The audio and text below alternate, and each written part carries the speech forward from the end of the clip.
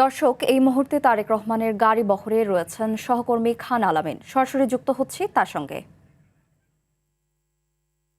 আলামিন, তারেক রহমান কখন সভা মঞ্চে পৌঁছতে পারেন এবং পথে জনসমাগম কেমন দেখছেন জানাবেন।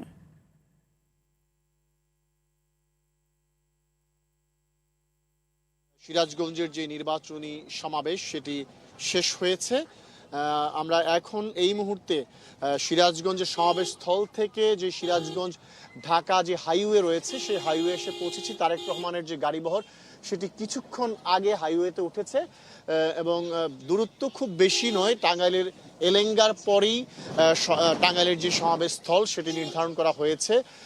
ধারণা করা যাচ্ছে যে আধা ঘন্টা থেকে 40 মিনিটের মধ্যেই তারেক রহমানের গাড়িবহর সমাবেশস্থলে পৌঁছতে পারে, কারণ এই যে জায়গাটি রয়েছে এই পথে মানুষের যে জনসমাগম সেটি খুব একটা দেখা যাচ্ছে না, কারণ এখানে লোকালয় নেই, একটু নীরব এলাকা।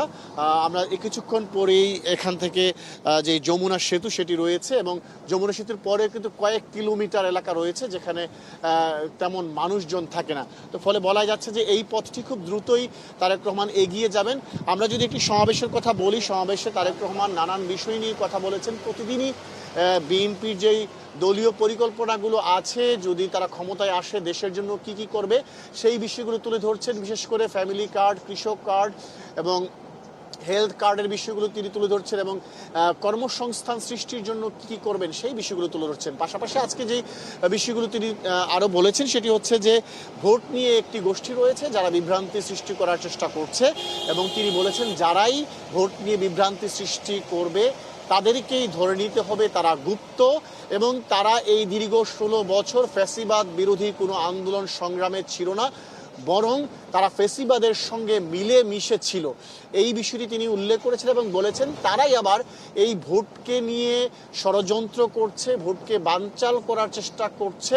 সেজন্য সিরাজগঞ্জ এবং পাবনার মানুষকে তিনি আহ্বান জানিয়েছেন যে সবাইকে সজাগ থাকতে হবে, ভোটের দিন যেন কোনো ধরনের পরিকল্পিত কোনো ঘটনা কেউ ঘটাতে না পারে। ভোট